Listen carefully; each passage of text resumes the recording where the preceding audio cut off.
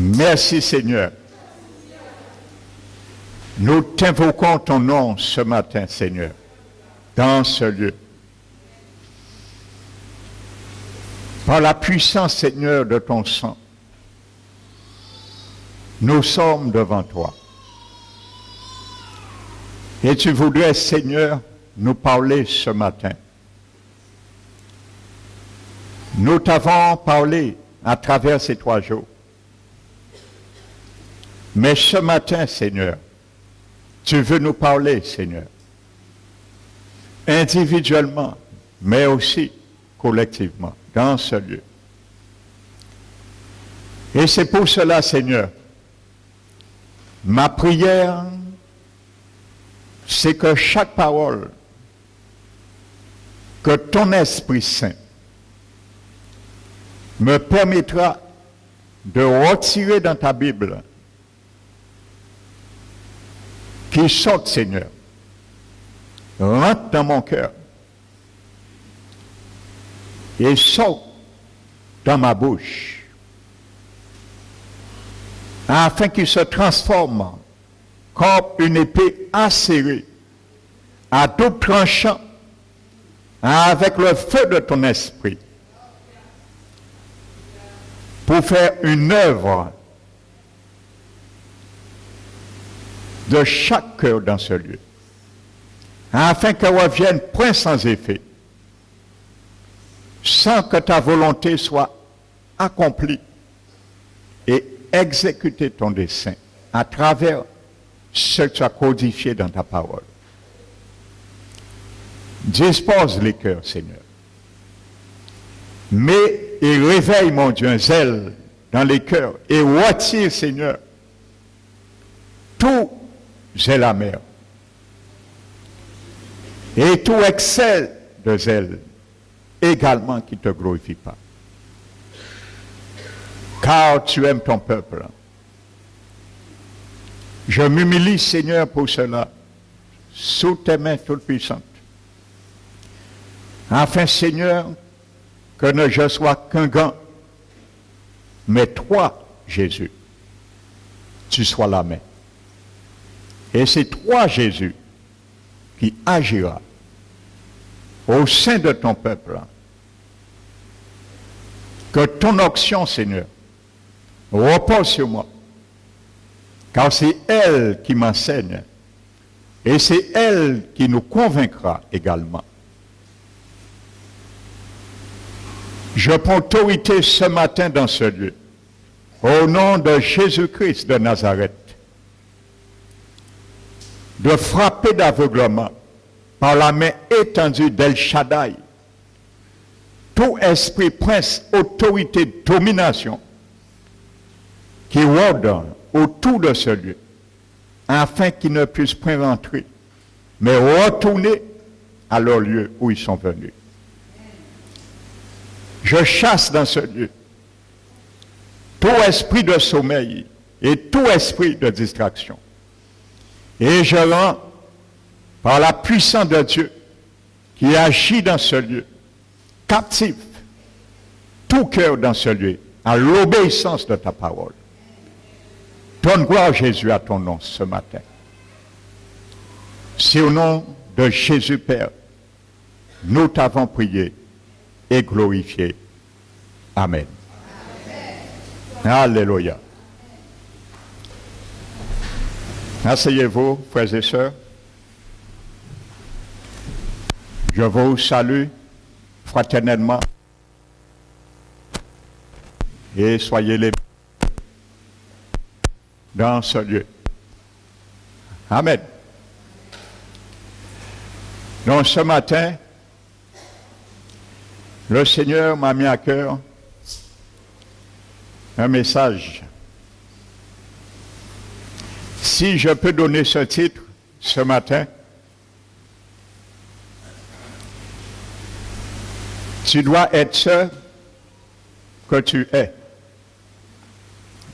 Alléluia. Tu dois être ce que tu es. Donc je ne vais pas définir ce titre. Qu'est-ce que ça veut dire?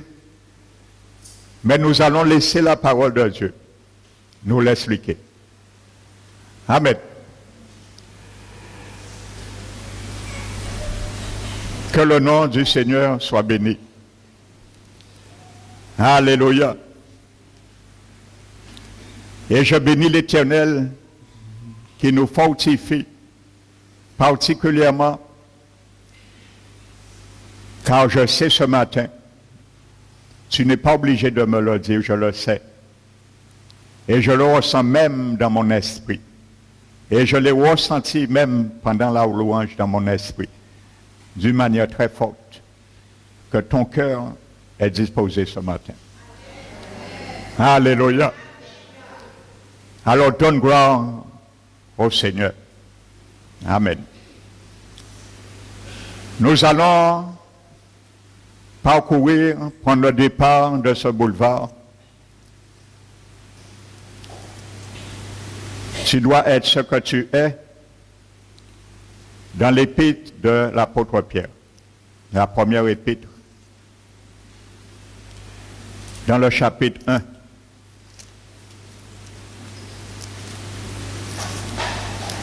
Première épître de Pierre, le chapitre 1. Alléluia.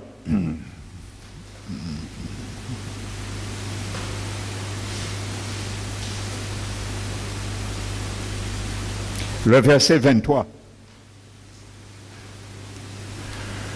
Ces paroles, c'est pour moi, c'est pour toi ce matin, mon frère, ma soeur. Si tu es dans le cas, bien sûr. Parce que peut-être il y a certains parmi nous qui ne sont pas dans le cas. Et tu vas comprendre pourquoi. Je dis si tu es dans le cas. Amen. Puisque vous avez été régénérés, non par une semence corruptible, mais par une semence incorruptible, par la parole vivante et permanente de Dieu. Alléluia. Pourquoi? Puisque si nous regardons verset 22 et autres, la Bible dit, ayant purifié vos âmes en obéissant à la vérité pour avoir un amour fraternel sincère. Pas un amour fraternel seulement, mais sincère. Alléluia. Comme je dis souvent, l'amour ne se définit pas, elle se vit. Et c'est ce que Dieu veut. Alléluia. Elle se vit en acte, en parole et en pensée. Alléluia.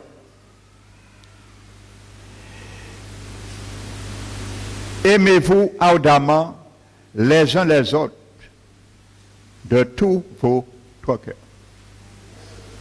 Et c'est pour cela, au verset 23, il vient puisque, dans le puisque qui te donne la prééminence de faire ce que le verset 22, entre autres, nous demande. Parce que tu es régénéré. J'ai été régénéré, non par une semence corruptible qui se détruit, incorruptible, alléluia, par la parole vivante. Elle est cette semence incorruptible de Dieu, alléluia, et permanente. Amen. Donc nous allons nous entretenir sur ce verset pour savoir, tu dois être ce que tu es, étant régénéré. Dans ce mot régénéré, son étymologie, c'est le mot anagenao. Donc, étymologiquement, ce mot qui est traduit par régénérer veut dire, est composé du verbe génao qui veut dire procréer, engendrer ou régénérer. Amen.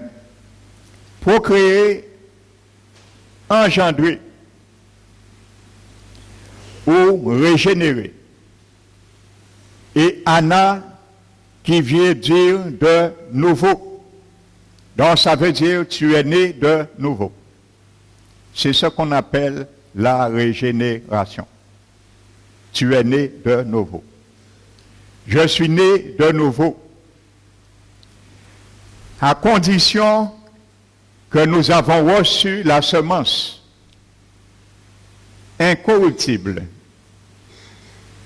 dont la parole de Dieu a été le vecteur pour cela. Alléluia, il faut bien comprendre. Ce n'est pas la parole proprement dite. L'auteur de cette régénération, mais qui a été le vecteur. Car en écoutant la parole, il a touché nos cœurs, il a confondu nos pensées et nous a amenés à accepter ce qu'elle dit, la parole. À ce moment, le Seigneur Jésus nous a donné son Esprit Saint. Et c'est par l'Esprit Saint qui est rentré en nous que nous sommes devenus une nouvelle créature. Par une fraction de seconde, nous sommes passés d'un état à un autre. Nous sommes passés de la mort à la vie et d'une naissance à une renaissance à une naissance.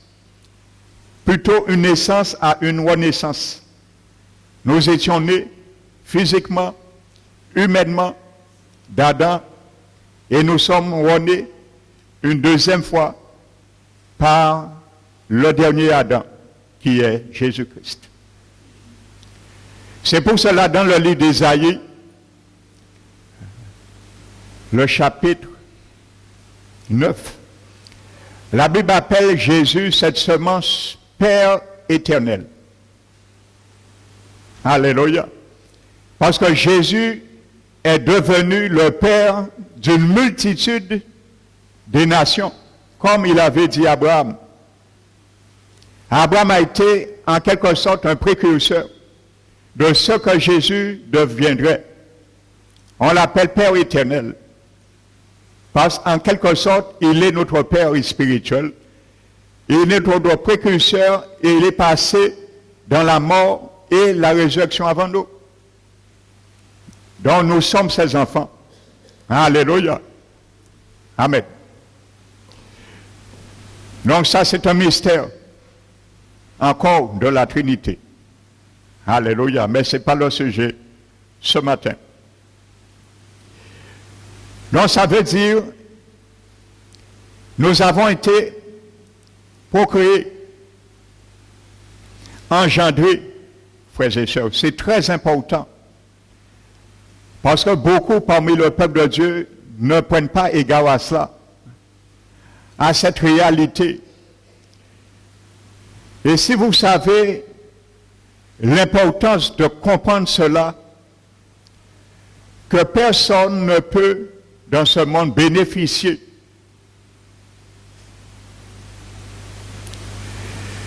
ce que Dieu a mis dans les cieux, s'il ne passe pas par cette expérience. Il faut que nous ayons une nature divine, frères et sœurs, pour bénéficier ce qui est divin dans le ciel. Pierre l'a dit ailleurs. Il a dit que sa divine puissance nous a donné tout ce qui contribue à la vie, à la piété. au moyen de la connaissance de celui qui nous a appelés Jésus, par sa propre gloire et sa vertu. Celle-ci nous enseigne, selon les plus grandes et précieuses promesses, à devenir participants à sa nature divine. Donc pour participer, nous devons avoir une nature divine. Et la Bible nous dit, nous sommes devenus participants de cette nature divine. Ayant la vie divine, nous pouvons nous trouver là. Alléluia. Et c'est pour ça que beaucoup ne peuvent pas bénéficier de certaines bénédictions. C'est pour cela ceux qui ont la nature divine, ils ont déjà la vie divine en eux, peuvent intercéder pour le besoin de certaines personnes. Alléluia. Donc c'est pour cela que nous devons bien comprendre ça, frères et sœurs. Alléluia. Il y a beaucoup qui cherchent le Seigneur pour leur bébé, pour leur bobo, par contre, pour guérir leur bobo, le pain et le poisson. Ils ne veulent pas aller au-delà. Mais le Seigneur, bien souvent, les invite à avoir, à procréer cette nature divine pour y aller là, en esprit. Mais ils refusent. Eux-mêmes refusent. Mais ils se mettent en contribution de ceux et celles qui ont déjà cette possibilité. Alléluia. Donc nous devons bien comprendre ça, frères et sœurs. Amen. Donc c'est ce qu'on appelle, ça veut dire étymologiquement, terminologiquement, être net de nouveau. La Bible parle toujours dans 1 Pierre d'une semence incorruptible. Le mot semence, dans le grec, veut dire sperma, ou spore en grec. Une semence. Et tout biologiste sait que la semence est le vecteur par lequel sont transmises les caractéristiques d'une espèce. Tu ne peux pas avoir la nature divine si tu n'as pas la semence divine. C'est ça que ça veut dire ce mot grec, sperme, ou spore, et qui est sorti en français, spermatozoïde. Alléluia. Alléluia.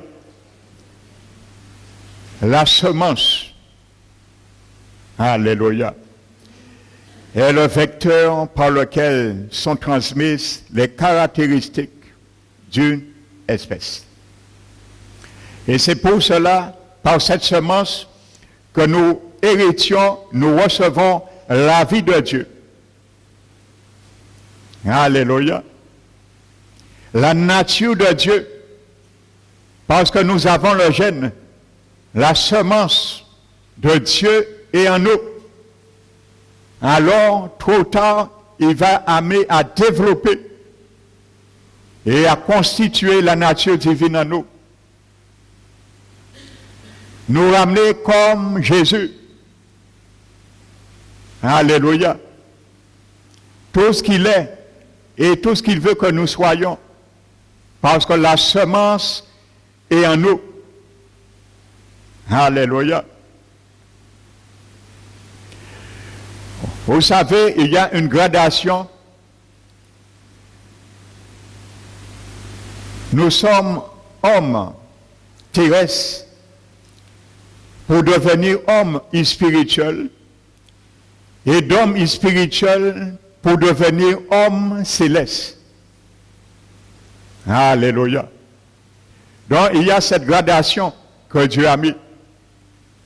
L'évolution selon la loi de Dieu, non selon les scientifiques. Pour cela, homme terrestre devenir homme spirituel et d'homme spirituel devenir homme céleste. Alléluia. Donc dès maintenant, nous commençons à nous adapter et spirituellement, comme le Seigneur veut, afin qu'un jour, lorsque nous soyons enlevés ou par la mort, nous devenons cet homme céleste qui puisse être adapté à la vie du ciel. Alléluia. Donc si nous ne commençons pas à laisser le Seigneur adapter nos vies à l'homme comme un homme spirituel, nous ne pourrons pas, notre vie et notre corps ne pourra pas être adaptés comme un homme céleste dans le ciel. Parce qu'il y a des lois célestes. Il y a des lois spirituelles qui nous animent, étant régénérés, et il y a des lois célestes aussi qui sont dans le ciel. Il faut nous préparer afin que nous soyons adaptés, frères et sœurs. Et ce mystère, beaucoup ne le comprennent pas. Alléluia. Dans ce mot sperme, c'est exactement ce qui se passe lorsque nous naissons de nouveau. Nous recevons la vie et la nature de Dieu, ni plus ni moins. Même si ça te dépasse. Alléluia. Vous savez, il y a beaucoup de choses que Dieu dit qui dépassent la raison humaine et on ne croit pas. Parce qu'on veut croire ou on veut comprendre parfois. Mais il y a des choses que Dieu ne permet pas qu'on comprenne, mais qu'on croit, simplement. Et peut-être en croyant, on va comprendre. La connaissance et la foi en deux est une grande dimension. Même si ça dépasse la raison, nous devons croire ce que Dieu dit. Et c'est pour cela les scientifiques ont échafaudé l'évolution, la théorie de l'évolution pour chercher comment l'homme est venu. Parce que ça dépasse leur raison de croire qu'il y a un Dieu qui a toujours existé. Donc, ils ont essayé de chercher eux-mêmes, mais ils se sont égarés dans leur recherche. Lorsqu'on essaie de devenir Dieu, on s'égare parce qu'il y a un seul Dieu. Et il y a un seul Dieu. C'est lui qui a la science de la réflexion. La science infuse, il ne se trompe jamais. Alléluia. C'est ce grand Dieu. Amen. Même si ça dépasse la raison, nous devons l'admettre et le croire. Dieu est Dieu. Et je comprends pourquoi le Seigneur veut que nous vivions par la foi. Parce que si nous disait tout avant de nous donner, si nous montrait tout avant de nous donner, ce ne serait plus la foi. Ce serait je commande et la chose arrive. Alléluia. Amen. Donc la foi vient de ce qu'on entend. Et ce qu'on entend vient de la parole de Jésus-Christ, le Rédempteur. Donc c'est ça. Nous avons la semence de Dieu. Et c'est dans ton ADN. Alléluia. Je le répète, tout biologiste sait que la semence est le vecteur par lequel sont transmises les caractéristiques d'une espèce. Alléluia. Une poule ne pourra jamais devenir un chat parce qu'elle a reçu une semence de poule. Et ça fera de lui une poule et non un chat. Une pomme ne deviendra jamais une poire parce qu'il a reçu une semence de poire en elle. Le vecteur qui détermine toutes les caractéristiques de ce qu'il doit être. Alléluia. Vous savez, quand on prend une semence à la main, une graine, il y a une loi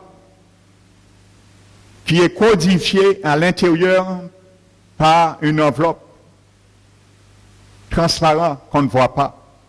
Mais il y a une loi qui est codifiée dans la semence. C'est la loi de la semence, de son ADN. Et cette loi va se manifester toujours de la même manière, peu importe où on va amener cette semence. Parce que la loi qui a été codifiée, nul ne peut la changer. Si la loi dit pour telle semence, que quand tu prends cette graine, cette semence, tu prépares la terre, tu la mets.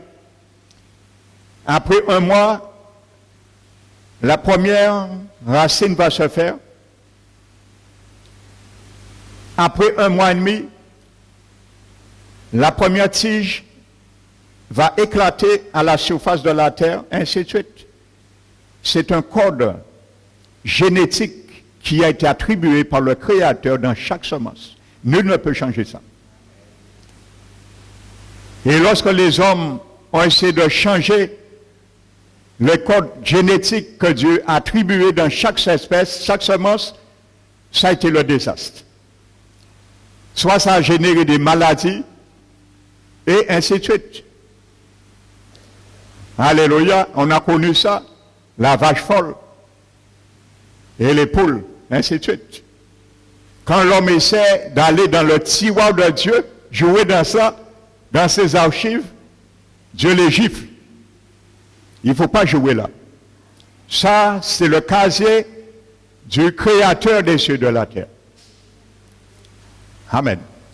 Donc c'est pour venir comprendre ce matin, Dieu a mis en toi, il a mis en moi aussi un code génétique dans une semence. La semence incorruptible qui nous a fait passer par la nouvelle naissance. Alléluia. Et qui est l'ADN de Dieu. C'est ce qu'on appelle l'ADN. Nous avons reçu l'ADN de nos parents. Alléluia. Regardez bien, vous n'allez jamais voir un enfant qui ne ressemble pas à son père ou à sa mère. Regardez un enfant, tout de suite, nous quand ça, si c'est Timoun un tel ou un pas tel, nous quand nous garder. Et plus il a grandi, il ressemble, sa morphologie porte vers le père ou la mère. Parce qu'il a reçu l'ADN. Et ça ne trompe pas. Alléluia. On ne peut pas se déguiser à travers l'ADN. Les choses sont claires. Et l'ADN que tu as reçu, je l'ai reçu, vient de Dieu le Père. Nous avons son ADN. C'est ça, la semence incorruptible. Et au fur et à mesure que nous marchons avec lui, nous progressons, on doit voir que nous avons l'ADN de Dieu le Père en nous. Parce que c'est une réalité. Alléluia. C'est pour ça que Dieu ne veut pas des enfants bâtards. Il n'y a pas ça dans sa famille divine. Des enfants illégitimes, ça n'existe pas. Et lorsque nous commençons à tendre vers ce chemin, le Père est obligé de nous corriger, comme Hébreu nous dit. Pour reconnaître en nous, nous sommes des fils et des filles légitimes et non illégitimes. Alléluia. Donc, frères et sœurs, voici ce que tu as en toi. Et tu vas comprendre pourquoi je te dis, ce titre s'appelle « Tu dois devenir ce que tu es ». Alléluia. Amen. Au fur et à mesure, tu vas le comprendre. De la même manière que nos parents, je disais, nous ont transmis notre ADN biologique, nous recevons notre ADN spirituel de notre Père céleste. Même si ça dépasse ta raison, ma raison, je dois l'admettre. C'est une réalité. Amen. Autrement, tout ce que Dieu nous aurait demandé à faire, ce serait du bruit qui n'aboutit à rien. Nul ne peut suivre Jésus. Nul ne peut observer les choses de Dieu. Nul ne peut comprendre les choses de Dieu si Dieu lui-même n'habite pas en elle. Alléluia. Et c'est pour cela cet ADN, Dieu l'a placé dans notre esprit. Alléluia. Afin que nous puissions comprendre par notre esprit, avec notre esprit, afin que nous puissions marcher avec notre esprit, afin que nous puissions adorer Dieu avec notre esprit et communier avec lui, le contacter avec notre esprit. Et il nous a donné aussi un cœur pour l'aimer, mais il nous a donné un esprit pour le toucher. Alléluia. Si tu peux beau aimer quelqu'un, tu vas l'aimer de tout ton cœur. Tu vas l'aimer avec ton cœur, dans ton cœur. Mais si tu ne connais pas la résidence, l'adresse de cette personne, tu ne pourras que l'aimer. Tu ne pourras jamais la voir. Ou la toucher un jour. La rencontrer. Alléluia. C'est bien et c'est beau déjà d'aimer le Seigneur de tous nos cœurs. Mais c'est encore mieux de le rencontrer, de le contacter, de le toucher avec notre esprit. Et c'est pour cela qu'il régénère notre esprit humain, parce que c'est là que Dieu vise notre esprit. Et en premier lieu, il a fait l'homme un esprit premièrement, ayant une âme qui est sa carte d'identité et habitant dans un corps, un habitat qu'on appelle le corps physique. Alléluia. Dont l'ADN de Dieu le Père est déposé en moi. Il est déposé en toi si tu es né de nouveau. Si tu ne l'es pas encore, tu n'es pas fils et fille de Dieu. Alléluia. Parce que si on veut savoir dans l'ombre du doute à qui appartient cet enfant, on va chercher dans son ADN. Et on saura avec précision. Donc tu peux beau dire je suis fils, je suis fille, je suis enfant de Dieu. Si Jésus le Père dans son laboratoire ne voit pas dans l'ADN du Père Céleste, ce n'est que des paroles. C'est tout. Du vent. Ce n'est pas de bouche qu'on décide ou on fait de nous un enfant du Seigneur. C'est par l'ADN que nous avons reçu ou que nous n'avons pas reçu que nous sommes enfants du Seigneur. Alléluia. C'est pour cela que Jésus a incarné. Alléluia. Jésus enregistre de naissance au ciel. Jésus a sa mairie au ciel. Tous ces nouveau-nés, il y a son état civil qui est noté, avec écrit avec le sang de l'agneau. Alléluia. Ton certificat de naissance humain, tes parents l'ont. Mais ton certificat de nouvelle naissance, Jésus l'a. Alléluia. Et c'est ça qui fait foi ou pas. Et c'est pour cela la Bible dit dans l'Apocalypse, le jour du jugement dernier, Jésus va ouvrir ce livre. Et il va regarder où est ton ADN. Inscrit toujours, toute ta vie a été inscrit dans le livre. Le certificat, le registre de ta naissance humaine, ou sur le registre du certificat de naissance de Jésus-Christ de Nazareth. Le dernier Adam ou le premier Adam. Alléluia. Donc si tu es né une première fois, Jésus t'invite à renaître une deuxième fois. Tu es né physiquement, d'une nature humaine, de la chair et du sang. Jésus veut que tu naisses une deuxième fois d'une nature divine et de l'Esprit de Dieu. Jésus l'a dit, il faut que vous naissiez de nouveau. Il faut. Il n'a pas dit essayer. Tu peux ou tu ne peux pas. Tu veux ou tu ne veux pas. Il faut que vous naissiez de nouveau. À un grand docteur. Alléluia. Et il y a ceux, ils ont la science infuse, ils connaissent tout. Mais lorsqu'on les dit, il faut naître de nouveau, ils commentent. Ils commencent à raisonner. Nicodème était un excellent docteur de la loi. Jésus lui a dit, il faut que tu naisses de nouveau. Ta connaissance ne va pas te sauver. Être un docteur de la loi ne va pas te sauver. Alléluia. Donc, frères et sœurs, première chose, comprends quelque chose. Nous avons l'ADN spirituel de notre Père céleste. Et ça, c'est un mystère que le monde ne peut connaître. Et c'est de faire quelqu'un comprendre ça, c'est un mystère, c'est une folie même. Il faut l'expérimenter. Il y a des choses on ne peut pas partager avec certains. Il faut l'expérimenter. Et c'est pour ça qu'il y a même certaines personnes, je leur parle de mon expérience, comment le Seigneur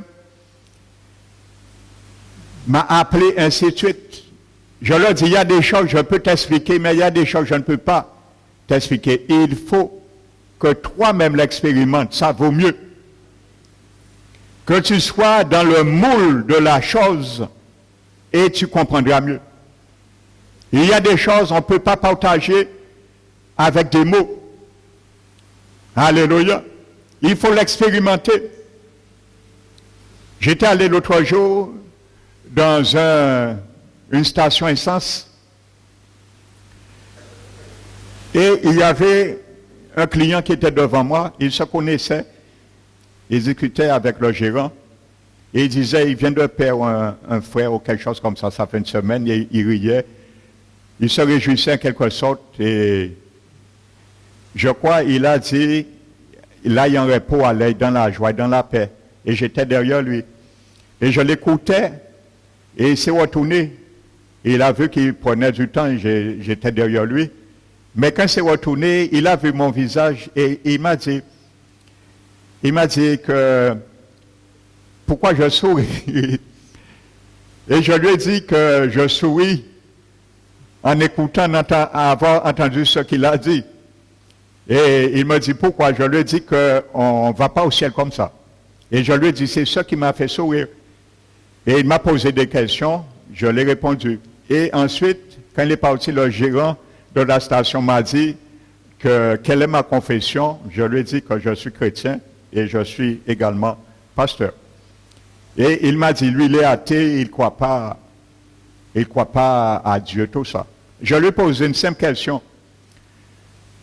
Je lui ai dit, pourquoi il ne croit pas en Dieu? Il m'a dit, il n'y a rien qui fait croire que c'est abstrait pour lui. Je lui ai posé une question, je lui ai dit, est-ce qu'il croit à l'existence de l'électricité? Il m'a dit oui. Je lui ai dit pourquoi? J'ai dit, il croit à l'existence de l'électricité, mais il ne voit pas l'électricité avec ses yeux. Mais pourtant, il croit. Pourquoi? Parce que lorsqu'il appuie son interrupteur, instantanément, la lumière s'allume. Donc, c'est ça qui témoigne que l'électricité est réelle et existe. Même s'il ne voit pas de ses yeux, la circulation des milliards d'électrons qui circulent à travers le câble lorsqu'il allume l'interrupteur pour envoyer les électrons allumer la lampe. J'ai dit ça, on ne voit pas avec la perception des 5 sens physiques, mais on reconnaît et on croit à l'existence de l'électricité. Je lui ai dit, Dieu c'est pareil. Dieu c'est l'électricité. Mais tu ne vois pas, bien souvent, il est invisible. Mais ses œuvres, ses ouvrages, sa créature, ses créations manifestent sa grandeur et témoignent qu'il est réel aussi. Parce que je lui ai dit, lorsque tu vois quelqu'un qui est handicapé et quelqu'un prie au nom de Jésus, cette personne instantanément sort dans sa chaise roulante, c'est les électrons qui circulent aussi lorsque tu allumes ton interrupteur et fais la lampe allumée. Ça témoigne que Dieu est réel, même si tu ne vois pas, et même si ça dépasse la raison. Le gars est resté figé. Il est resté figé, il était désarmé. Il m'a demandé où se trouve l'église, et il m'a dit de venir le visiter. Il m'a dit vraiment, la réponse, l'image que je lui ai donnée, l'a vraiment secoué. Alléluia. Même si ça dépasse notre raison, Dieu est Dieu. Qu'on dise avec force, bon Dieu, c'est bon Dieu. Alléluia. Bon Dieu, c'est bon Dieu. Amen. Donc cet ADN est implanté en toi, qui est né de nouveau en moi. Donc la vie éternelle est chargée dans notre esprit. Donc dès lors, ce que nous avons à faire, c'est devenir extérieurement ce que nous sommes déjà intérieurement. Alléluia. Donc maintenant, étant en possession de l'ADN de Dieu, nous devons devenir maintenant extérieurement ce que nous sommes intérieurement. Et ça, c'est la chose la plus difficile à faire. Et il faut le devenir. Alléluia. Parce que des parents, leur désir ultime, c'est que leurs enfants deviennent bien souvent ce qu'ils sont. Bien souvent ça marche, bien souvent ça ne marche pas. Quand je parle pas d'éducation. Je parle, parfois les parents veulent que leurs enfants fassent comme eux. Le même travail, les mêmes choses, se marient avec une personne que les parents auraient voulu. Alléluia. Donc c'est la même réalité. Le Seigneur aussi veut nous voir un jour comme ses enfants. Alléluia. Pour devenir comme lui-même, ayant son caractère, ayant ses affinités, ayant ses ambitions, comme Jésus. C'est ça, pour cela Dieu nous a mis. Alléluia. Donc c'est la même réalité. Devenir extérioriser, devenir de l'extérieur ce que nous sommes de l'intérieur. Parce que si le monde ne voit pas ce que nous sommes de l'intérieur, ça ne sert à rien. Alléluia. Et c'est pour cela, lorsque les enfants font honte en grandissant leurs parents, les parents sont gênés bien souvent. Mais dans ce dernier temps, tous ceux qui sont dans le cas, charge-toi d'espérance, de force, car Jésus est vivant. Alléluia. Amen. Alléluia.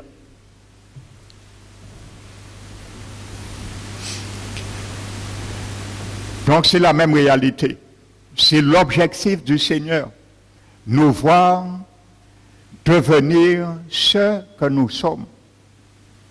Alléluia. Parce que le monde a vu ce que nous étions. Mais maintenant, le monde doit voir une autre personne, parce que je ne suis plus le Emmanuel que j'étais avant. Je ne dois plus être le Emmanuel de la lignée d'Adam.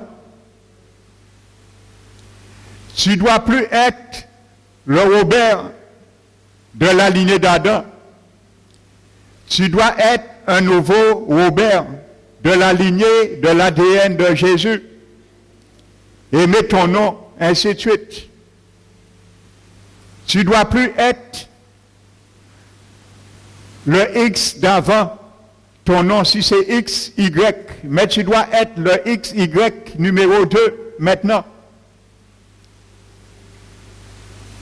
Et c'est pour cela, lorsque les gens nous regardent, un chrétien né de nouveau, qui marche vraiment dans les principes, les vertus de Dieu, dans la justice, qui pratique la justice et qui marche dans l'intégrité avec son Dieu, le monde ne nous reconnaît pas, c'est normal parce que nous sommes une autre personne. Si les gens ne nous reconnaissent pas, c'est parce que nous sommes une autre personne. Donc ça décrit la réalité de ça, frères et sœurs. Nous avons été régénérés par une semence, une nouvelle semence. Nous avons reçu un sperme matozoïde qui vient de l'ADN du Père. Nous devons être une autre personne. C'est inadmissible. Un chrétien né de nouveau ne soit pas une autre personne pour le monde. C'est inadmissible. Nous faisons honte à Dieu. Comme un enfant, notre enfant nous fait honte. Alléluia. Si l'enfant nous disons, allons avec moi, nous allons acheter des livres dans la librairie. La femme met son pantalon, descend là. Le parent l'exhorte, se fâche. Il dit, ah, c'est ma mode. Si tu veux pas, moi, je ne fais pas. Alors les parents s'inclinent, parce que maintenant, c'est ça. C'est les parents qui sont inclinés si les enfants allaient, parce que la loi tirait la correction parentale. Alors les choses renversées. Alors les parents cèdent. L'enfant va. Le pantalon descend. Alors, comprenez, le parent, il est gêné, il a honte, mais il n'a pas ni le choix.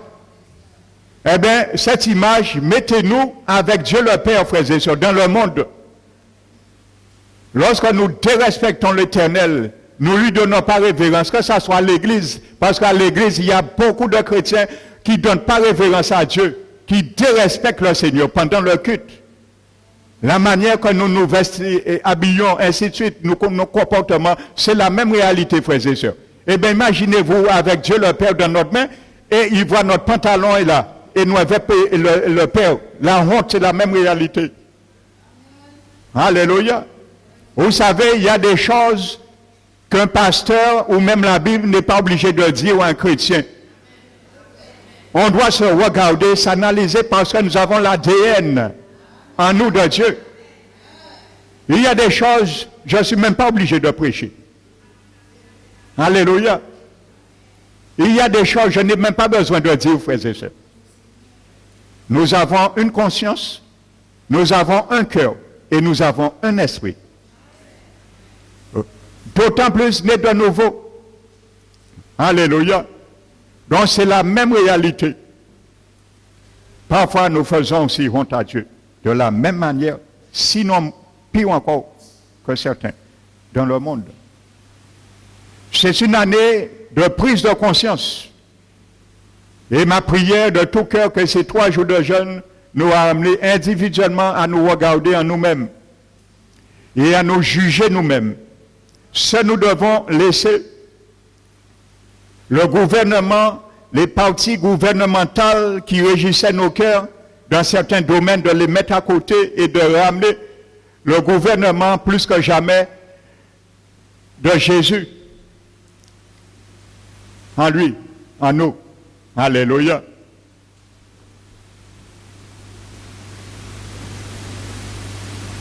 Amen.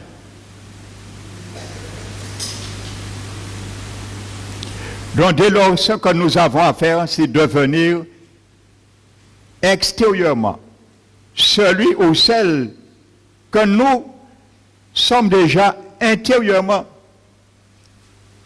Alléluia. C'est ce que la Bible appelle la prédestination. Amen. C'est ce que la Bible appelle la prédestination. Dieu a prédestiné ça, Dieu a codifié ça comme un code génétique dans son ADN avant de le mettre dans la semence. Comme il a codifié aussi un code génétique qui décrit toutes les vertus, les caractéristiques d'une espèce.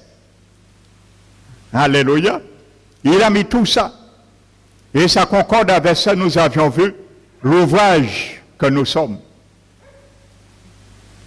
Alléluia. Mais lui, il a mis à long terme toute notre vie ce code, tout ce que nous pourrons faire, où que nous soyons, nous serons limités ou pas, ainsi de suite. Dans tout domaine, il va nous donner un coup de pouce. Il a fait un bilan depuis notre nouvelle naissance jusqu'à notre fin de notre pèlerinage terrestre. Mais malheureusement, qu'est-ce qu'on trouve dans le corps du Christ? Le Saint-Esprit ne se fatigue pas de donner des coups de gorgette à certains chrétiens. Leur batterie, à chaque fois, s'affaiblit. La batterie spirituelle, vous savez, une voiture, la batterie est morte. Parfois, on pousse la voiture, comme on dit, on lui donne un coup de gorgette, il part. Bim, bim, bim, bim, bim, il part. Le Saint-Esprit ne cesse bien souvent de donner des coups de gorgette aux chrétiens puis aux partis. Ils parlent, ils font quelques mois, il y a batterie là, encore. L'esprit vient pousser, et ainsi de suite. Le Seigneur ne va pas, frères et sœurs, toute nos vies, à perdre son temps à nous forcer. Alléluia. Après 2-3 coups de pouce, parti et rester sur la piste une fois pour toutes. Arrêtons que cette année 2017, que ta batterie ne puisse plus s'affaiblir, mon frère, ma soeur. Ramène-le une fois dans le garage de Jésus et qu'il le charge une fois pour toutes. Afin l'Esprit Saint, pas dit Jésus à chaque fois, mais on ne peut pas faire rien contre batterie-là, ça, batterie-là toujours faible, il est toujours mort. Chargeons notre batterie cette année, frères et sœurs, afin que nous puissions briller. Alléluia. Et avoir la charge pour répondre à chaque aspect de nos vies. Alléluia. C'est ce qu'on appelle la prédestination. Et dans le grec, ce mot prédestination, c'est le mot proorizo. Il veut dire pro, d'avance, et orizo signifie horizon ou limite. Ce qu'on appelle en grec la prédestination, horizon ou limite et d'avance. Dieu a préparé d'avance nos horizons et nos limites. C'est ce qu'on appelle la prédestination. Donc Dieu l'a préparé d'avance. Nos horizons et nos limites. Il sait tout d'avance. Il fait le film et il voit le film. Vous savez, un acteur, lorsqu'il va projeter un film, il fait le film. Il imagine. Il projette le film, il prépare le film, et la première personne qui voit le film, c'est lui-même. Donc, il sait tout ce qu'il doit corriger. S'il a laissé des erreurs à travers, en regardant, en visualisant le film lui-même, il est l'acteur, le metteur en scène, ainsi de suite. Et ensuite, il projette le film pour d'autres le voir. Mais Dieu ne se trompe pas. Non seulement il ne se trompe pas, il a dit, j'ai mal fait ça, non. Quand il a fait le film de notre vie, il le fait une fois pour toutes, il ne se trompe pas. Mais il a déjà vu, avant même de le projeter. Il connaît tout. C'est ce qu'on appelle la prédestination.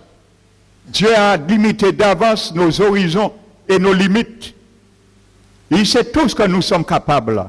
Dieu sait tout ce que tu sois capable. Quand tu dis Dieu, je ne suis pas capable dans ce domaine, si Dieu avait dans le film de ta vie, voir que dans ce domaine tu es capable, il te dit tu es menteur mon fils, tu es menteuse ma fille, tu peux. Autrement tu fais de moi menteur. Il a vu ça.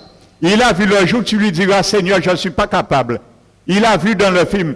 Il a dit qu'après X années, 10 ans, cet homme, cette femme me dira, je ne peux pas, je ne suis pas capable de faire ça. Il a déjà vu 10 ans avant, et 10 ans avant, jour pour jour, la personne dit à Jésus, je ne peux pas. Mais il avait déjà vu, il est le grand acteur. Et il avait déjà prévu. Il a préparé nos horizons et nos limites en avance. Alléluia. Dieu est Dieu. Dieu est Dieu. Alléluia. Il a tout mis en œuvre afin que je devienne, afin que tu deviennes extérieurement ce que tu es, ce que je suis intérieurement. Alléluia. Pas d'excuses. Jésus a dit, il ne va pas nous permettre d'être chargés au-delà de notre force et nos capacités humaines d'être chargés. Alléluia. Parce qu'il est là. Il est avec nous extérieurement et il est avec nous intérieurement. Alors, quand nous ne pouvons pas faire, quelqu'un m'a dit nous fait. Oui. Alléluia. Il a tout mis en œuvre. Ces gens sont là pour nous aider, pour nous assister, pour nous garder. Son esprit est là pour nous fortifier, pour même prier, intercéder en notre faveur, dans nos limitations dans la prière. L'Esprit de Dieu est là pour soupirer dans la prière en notre faveur. Alléluia, Dieu a tout prévu, frères et sœurs. Si quelqu'un ne veut pas aller jusqu'au bout, c'est parce qu'elle a baissé les bras, elle a perdu courage. Cette personne ne voulait pas se débattre. Alléluia. Ou elle s'est débattue dans ses propres moyens, à travers ses propres forces. Elle a mis sa confiance. Mais c'est un fondement fragile de mettre notre confiance en nous-mêmes. Alléluia. Mais le fondement sûr et certain, la sécurité reine, c'est dans notre Seigneur Jésus-Christ. Et c'est là notre vie doit être cachée. Donc ce mot, en grec, prédestination, pour horizon, signifie horizon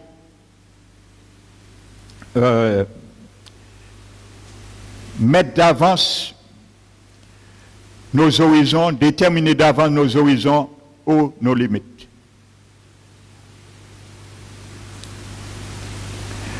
Prenons Éphésiens chapitre 1.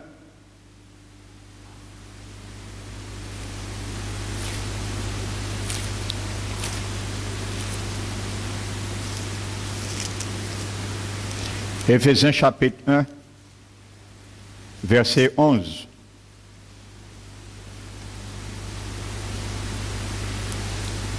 En lui, nous sommes aussi devenus héritiers, ayant été prédestinés. Vous voyez, en lui, alléluia, en Jésus-Christ, ayant été prédestinés, suivant le plan de celui qui opère toutes choses d'après le conseil de sa volonté. Alléluia. Dans ce mot, c'est le même mot que je vous ai dit, pour horizon, qui est traduit par prédestination. Alléluia. En lui, nous sommes aussi devenus héritiers, Dieu ayant déterminé d'avance nos limites, nos horizons, suivant le plan de celui qui opère toutes choses selon sa gloire, le conseil de sa volonté. D'avance. C'est ce même mot. Mais littéralement, c'est ça que ça veut dire. Alléluia.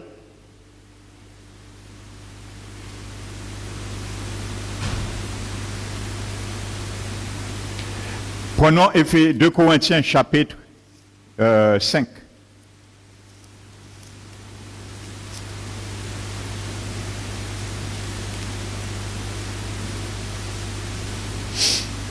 « 2 Corinthiens chapitre 5.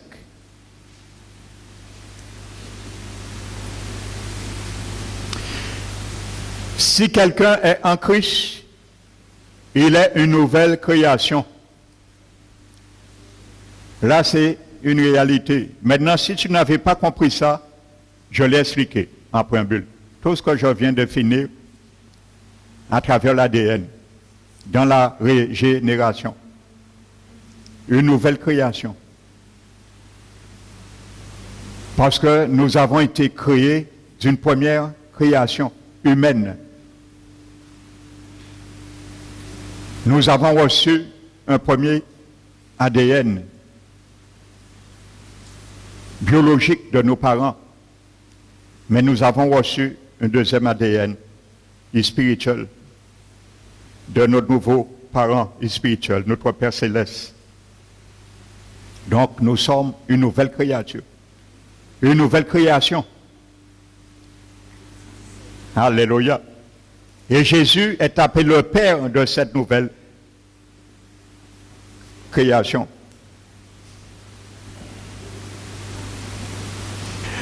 Il est une nouvelle création. Les choses anciennes sont passées. Voici toutes choses sont devenues nouvelles. Vous voyez les choses anciennes. C'est comme si Dieu disait, le mot les choses anciennes sont passées, c'est comme si Dieu disait, à partir de maintenant, quelqu'un né de nouveau, dit la personne, maintenant, considère que ton ADN biologique n'existait plus, bien que ça existe. Considère que toutes les tendances humaines, adamiques, n'existent plus, bien qu'elles existent toujours, parce que ce n'est pas éradiqué. Ce sera éradiqué le jour que nous mourrons, ou le jour que nous soyons transmutés, étant vivants dans la venue de Jésus, l'enlèvement. C'est là seulement que ça sera vraiment éradiqué. Et lors de la résurrection, ça sera enfoui pour l'éternité dans la terre. Alléluia. C'est là l'échange se fera, le corps corruptible sera changé incorruptible. Ainsi de suite. Amen.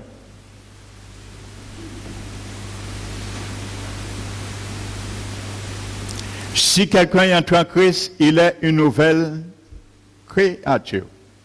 Le terme traduit par nouvelle dans le grec est kénos. Il y a un deuxième mot grec qui n'est pas kénos que Paul aurait pu employer, c'est le mot néos.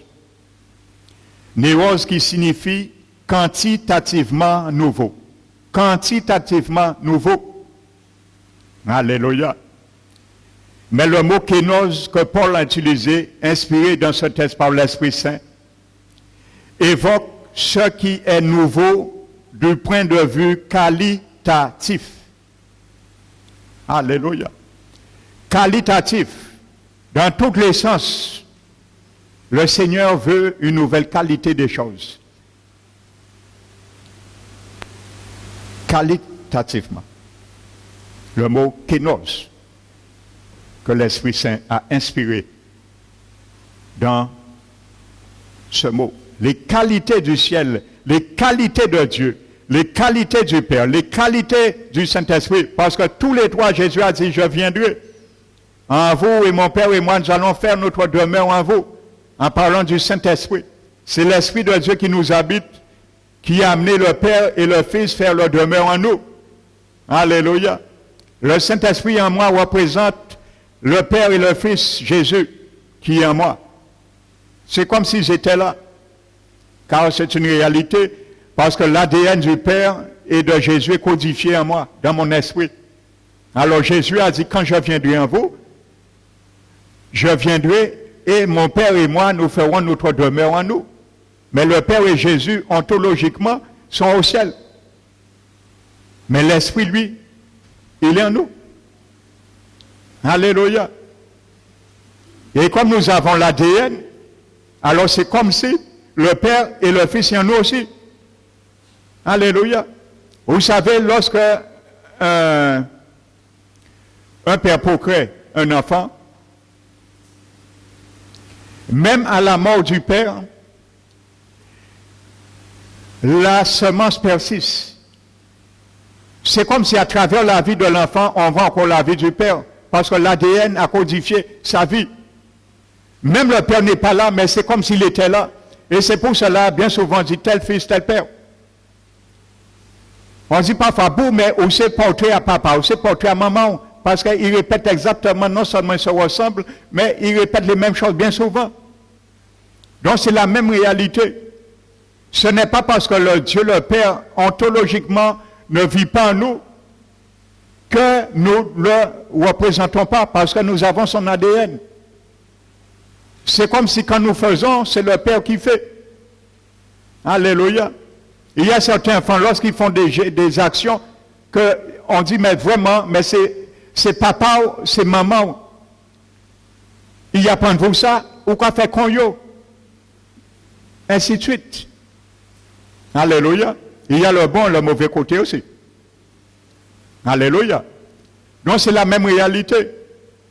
Même si c'est l'Esprit qui nous conduit à le faire, mais c'est comme si c'est Dieu lui-même, le Père ou Jésus qui le fait en nous.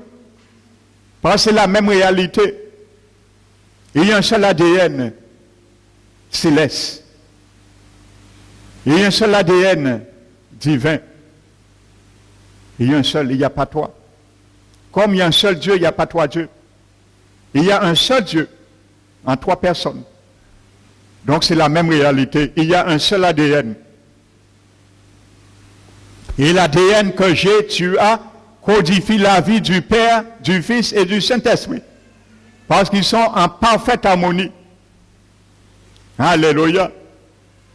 Et chaque fois il y a quelque chose, une action, les trois rendent témoignage parce qu'ils sont d'accord sur le témoignage, la même réalité. Ils le font à toi. Amen.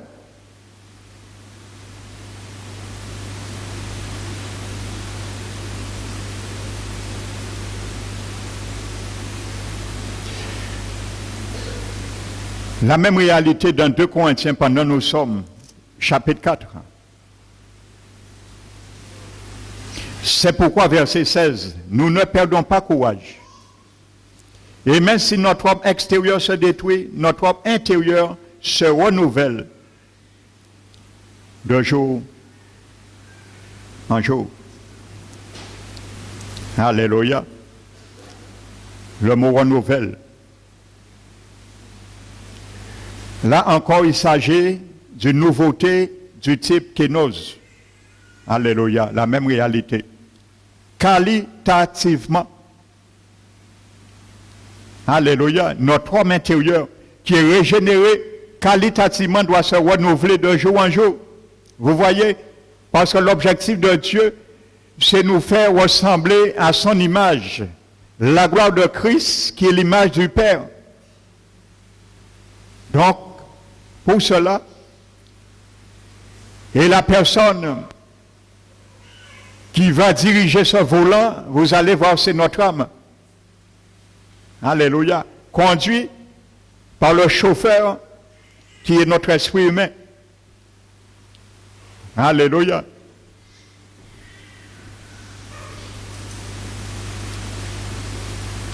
C'est le même mot. Nouveauté. Du point de vue qualitatif. Paul dit que c'est notre esprit qui est perpétuellement nouveau. Perpétuellement nouveau. C'est ça que ça veut dire, c'est le même mot grec. Perpétuellement, c'est notre esprit qui doit être nouveau. Amen. Et le verbe est au présent. Alléluia. Le verbe est au présent. La vie éternelle est dans notre esprit, toujours nouvelle. C'est un processus. Alléluia.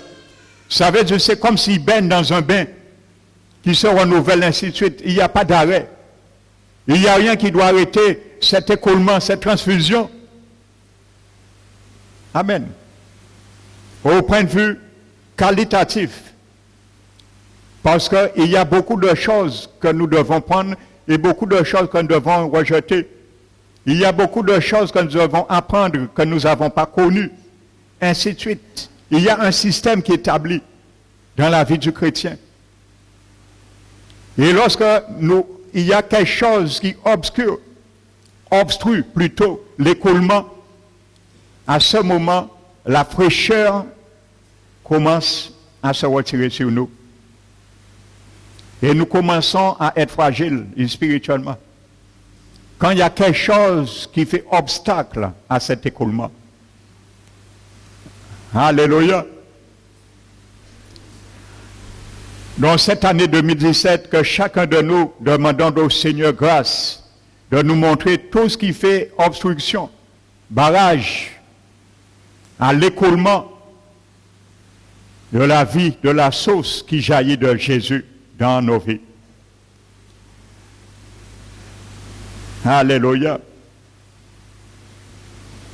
Donc, ayant devenu une nouvelle créature, bien que notre esprit est régénéré, renouvelé instantanément, mais il n'en est pas de même pour notre âme. Elle n'a pas été sauvée comme notre esprit en même temps. Et même si notre esprit reflète Christ, c'est notre âme, je le disais, qui détermine ce que vous faites et la façon dont vous vous comportez. En d'autres termes, c'est notre âme non sauvée encore qui déterminera ou qui décidera si cette ressemblance à Christ franchira le seuil de notre esprit né de nouveau. Alléluia, car notre corps physique se conformera fondamentalement aux directions de notre âme. Nous ne sommes pas encore un pneumatikos, personne contrôlée par l'esprit, ce qu'on appelle, et c'est ce que Paul employait, ce mot pneumatikos, dans 1 Corinthiens 15, lorsqu'il dit qu'à la résurrection des saints, le corps naturel deviendra spirituel, pneumatikos, adapté à la vie de l'esprit. C'est ça que ça veut dire dans le grec, adapté à la vie de l'esprit. Ce n'est pas invisible, ce n'est pas un corps esprit, mais un corps qui est adapté à la vie de l'esprit. Amen. Il y aura une symbiose à la résurrection, contrairement à maintenant. Quand l'esprit, Jésus nous dit, va là, notre esprit qui reçoit cette information, le transmet à notre âme, parce que c'est lui qui prend les décisions. Il est souverain. C'est lui qui mène la barque. Et il donne cet ordre à notre corps. Donc, il y a une traçabilité. Mais à la résurrection, ce mot adapté à l'esprit, pneumatikos, veut dire que lorsque nous serons ressuscités, lorsque le Seigneur nous dira d'aller là, instinctivement, instantanément, notre corps ira. Il n'y aura plus à calculer, à demander à l'esprit, notre esprit, si nous devons notre âme, ce sera fait spontanément. Parce que notre corps sera adapté aux choses de l'esprit. C'est ça que ça veut dire le mot spirituel. Il y a beaucoup qui ont pris ça et dit, nous serons invisibles, nous serons esprits. Non, Jésus t'a menti. Parce que le premier mot qui t'a menti, c'est Jésus. Parce qu'elle est ressuscitée, il dit qu'un esprit n'a ni chair ni os comme je le suis. Jésus a dit, je suis ressuscité en chair et os. Il est resté en chair et os, et une seule trace de péché qu'on va trouver au ciel. Il n'y a pas d'autre trace. Le péché n'existe pas au ciel. Il y a une seule trace de péché qui existe au ciel, c'est les stigmates dans la main de Jésus. La seule trace de péché qui existe au ciel, c'est les marques de Jésus. Il les a gardées pour l'éternité. En souvenir de la rédemption. Les marques dans ses mains, dans ses pieds et sur son côté. C'est la seule marque du péché qu'on trouvera au ciel. Autrement, on ne trouvera, il n'y a pas de péché. Le péché ne peut pas aller là. C'est pour cela qu'il faut que nous soyons déjà préparés spirituellement pour que nous soyons adaptés au monde céleste. Alléluia. Donc c'est le moment. C'est pour ça un pécheur qui est mort dans ses péchés ne peut pas aller au ciel. Il est foudroyé. Il sera foudroyé. Il est rempli de péchés. Et lorsqu'on entend les gens dans les veillées dire paix à son âme, moi ça a tristé moi. Surtout là où savent via mon s'en en fait, c'est mon akari, yo ka dit ouais paix son âme, yo ka boire un coup de pomme, yo ka la gueule pour mort là ti gout avant yo boire. Yo ka bâti mort là ti gout avant yo boire. Selon la tradition. Mais la mort là il est là, il était bien besoin boire ti gout de l'eau. À dans flamme des feux en enfer là. À mes esprits bien souvent. Les gens ignorent ça. Non, les gens ne peuvent pas aller. Tu seras foudroyé. Tu es rempli de péché. Avant d'aller au ciel, il faut que Jésus prenne son éponge dans le bassin du ciel, passe et lave le livre de nos péchés et ensuite lave nos cœurs de tout péché. À ce moment, nous serons aptes à aller au ciel un jour. Nous remplis de péché, mais le ciel qui foudroie nous. Non, le péché ne peut pas. Imaginez-vous Dieu que personne ne peut voir face à face. Il est au ciel. À force où il le péché. Frères et sœurs. Amen. Les gens ne comprennent pas ça. Et c'est le moment de se préparer. Jésus a récupéré son sang lorsqu'il est mort. Je ne sais pas comment. Mais l'abbé dit, il est monté au ciel. Il est entré dans le lieu très saint. Et il a, avec son propre sang, effacé les péchés et obtenu rédemption éternelle. Dans le sang de Jésus est au ciel. Je ne sais pas s'il est ressuscité avec du sang. Alléluia. Il a dit, un esprit n'a ni chair ni os, comme je le suis. Il a fait abstraction au sang. On ne sait pas s'il est ressuscité avec du sang. Parce que son sang coulé, il a récupéré son sang.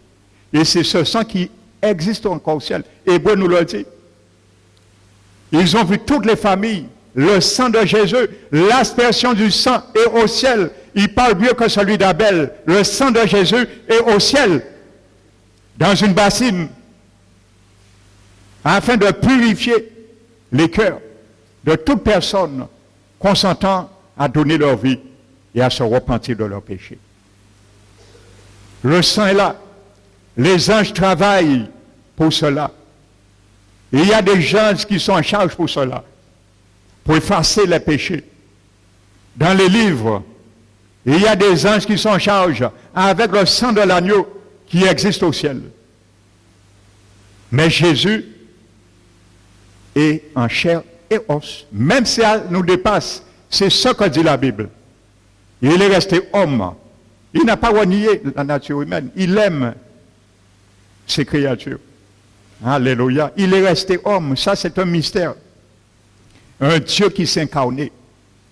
Et il est resté dans la forme de l'incarnation. Jésus a aimé le moule de ta vie. Il a aimé le moule de ma vie. Parce que c'est lui-même qui a fait ce moule au jardin d'Éden. Il est resté un jour. Alors respectons ce qu'il nous a donné. Respectons, il est notre Créateur. Donnons-lui gloire. Alléluia. Et dimanche prochain, tu verras vraiment où Dieu te dit ce que tu es, ce que tu dois être, tu l'es déjà intérieurement. Alléluia. Que son nom soit béni et glorifié. Nous allons nous mettre debout, frères et sœurs.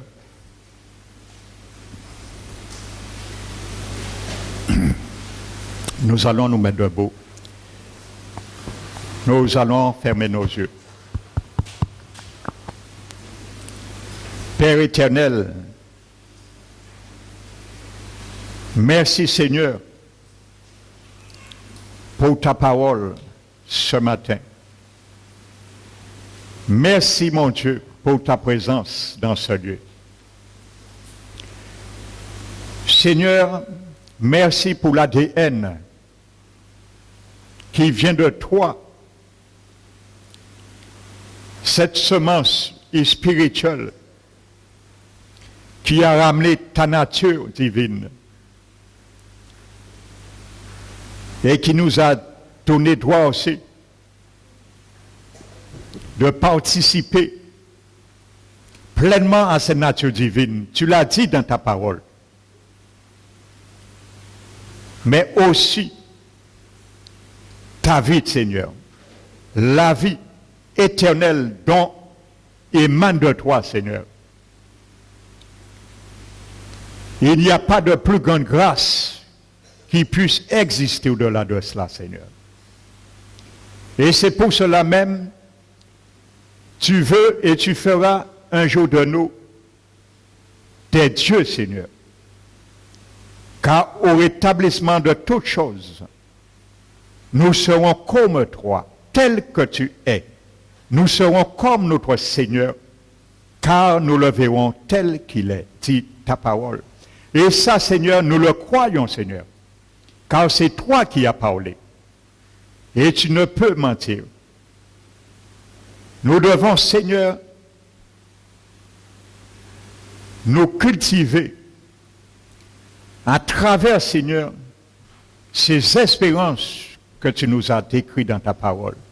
Tu nous les as point cachées, mais révélées, Seigneur, par le Fils Jésus, qui est devenu notre Rédempteur, le grand prophète des derniers temps, en révélant qui est le Père. Alors ma prière, Seigneur, que chacun de nous, au travers, Seigneur, de ce moment de jeûne, des 3 jours qui s'achèvent, et qui continuera peut-être à travers certains, que toi tu te donnes une direction d'aller plus loin, au-delà des 3 jours, que nous puissions prendre conscience de ce si grand bonheur, manifesté de ton amour, ineffable, incommensurable, Seigneur. Tu as imprégné en nous, mais tu as déposé aussi cette réalité dans nos vies, Seigneur.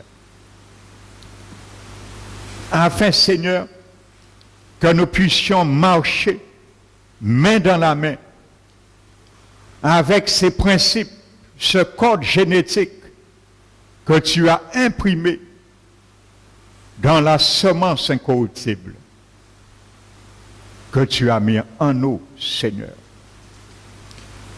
Que chacun de nous, nous faisions de sorte à nous garder nous-mêmes et à protéger cette semence, car elle est incorruptible.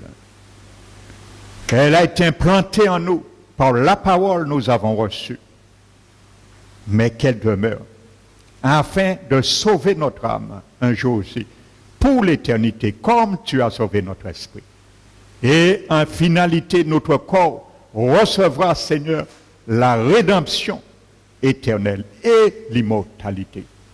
Car c'est ce que tu réserves.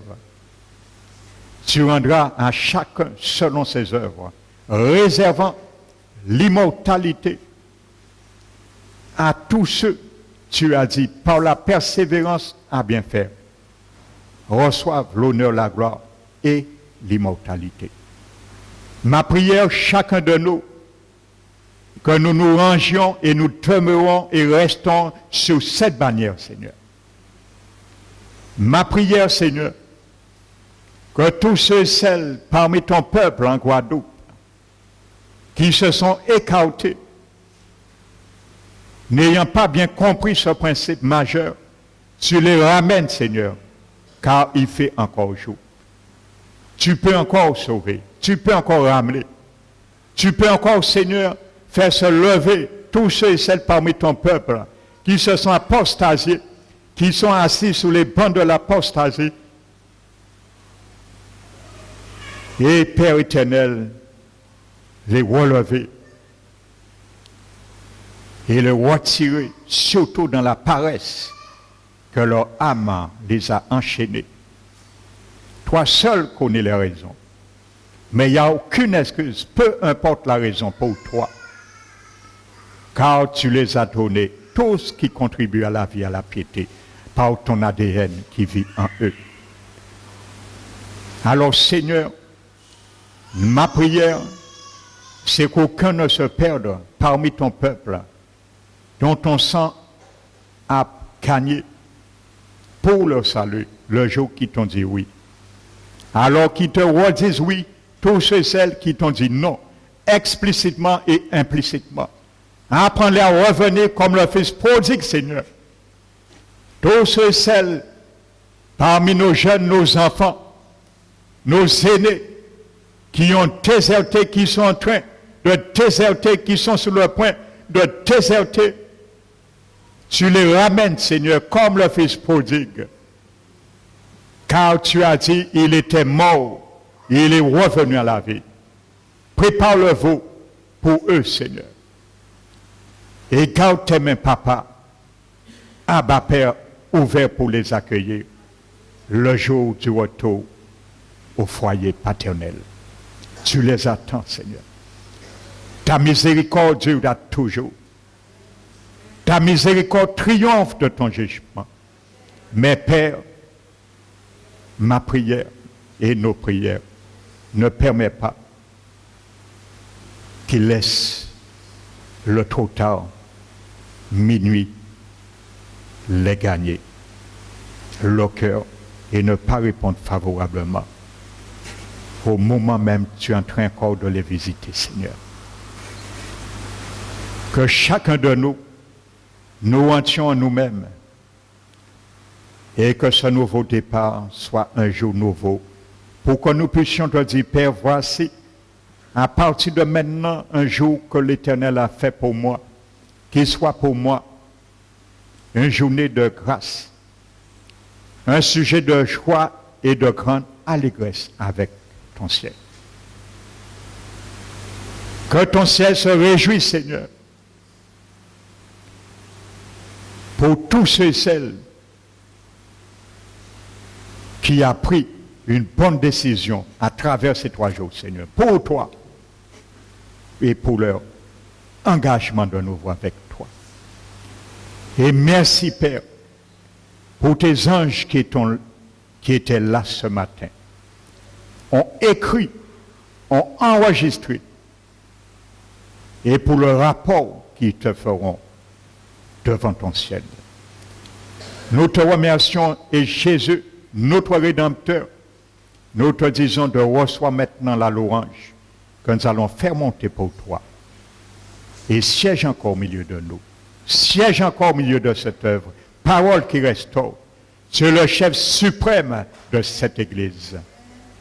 Oh mon Dieu, que ta bonté pour cette œuvre, que ta bonté pour cette Église, parole qui restaure, ne se retire point, Seigneur, ni dans ce lieu, ni dans la vie de quiconque, même ceux et celles qui sont déjà partis. Mais si dans ta volonté suprême, c'est là que tu les avais implantés, qu'ils ne puissent point arriver à résister contre l'attraction de ton amour qui est plus fort que toute attraction de l'orgueil et des chaînes qui les retiennent, Seigneur. Reçois la gloire, Père, qui t'est due. Non pour nous, mais par rapport à ce que le sang de Jésus-Christ a fait pour nous. Gloire, honneur, louange, majesté t'appartient dans tous les siècles et dans toutes les générations, Père. Au nom de Jésus-Christ. Amen. Alléluia. Nous allons bénir notre Dieu avec ce que nous avons mis à part pour lui.